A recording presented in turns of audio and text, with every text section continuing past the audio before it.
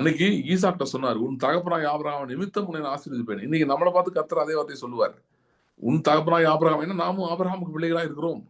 உன் தகப்பனாய் ஆபிரகாமின் நிமித்தம் நானும் உன்னை ஆசீர்வதிப்பேன் கர்த்தர் சொல்லுவார். உன் எல்லைகளை பெரிதாக்குவேன் கர்த்தர் சொல்லுவார்.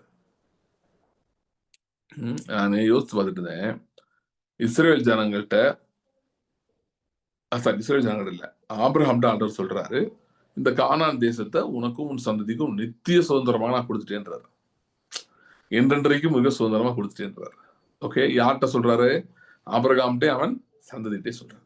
ஓகே, இப்ப என்னன்னா உனக்கும் சந்ததிக்கும் இப்ப என்னன்னா எந்த அளவுக்குன்னா, இப்ப இஸ்ரேல் தேசம் இருக்கு பாத்தீங்களா, அது ஃபுல் கானான் கூட கிடையாது, கானான் ஒரு பகுதி தான் இருக்கு.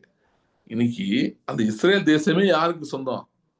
ஆபிரகாமுக்கும் அவன் சந்ததிக்கும் சொந்தம். அவன் சந்ததி யாரு? பவுல் சொல்லுகிறார், சந்ததிகள் என்று அநேகரை குறித்து சொல்லாமல், நல்ல வேளை அது சொன்னாரு. ஏன்னா இவங்க சொல்லுவாங்க, பிசிக்கல் சீட் ஆஃப் ஏப்ரஹாம் இருக்கு, இஸ்மவேல் இருக்கா, சந்ததிகள்னு போட்டா அந்த பிரச்சனையா இருக்கு. ஏன்னா நிறைய பேர் இருக்காங்க. கேத்துரால்னு ஒரு லேடியை வேற ஆபிரகாம் விவாகம் பண்ணியிருக்கேன்.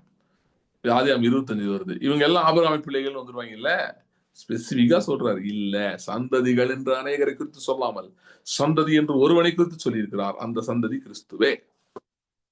சோ கிறிஸ்துவுக்கும் அவருடைய சந்ததிக்கும் தான் ஆபிரகாமின் ஆசீர்வாதம் வருது. அதாவது technically speaking, even the land of Israel, okay, இன்னைக்கு இருக்கிற லேண்ட் ஆஃப் இஸ்ரேல் வந்து யாருக்கு சொந்தங்க? யூதர்களுக்கு சொந்தமா,